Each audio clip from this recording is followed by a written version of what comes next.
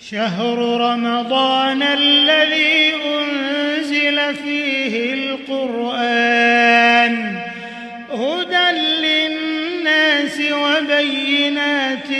من الهدى والفرقان فمن شهد منكم الشهر فليصمه ومن كان مريضا أو على سفر فعدة من أيام أخر يريد الله بكم اليسر ولا يريد بكم العسر ولتكملوا العدة ولتكبروا الله على ما هداكم ولعلكم تشكرون.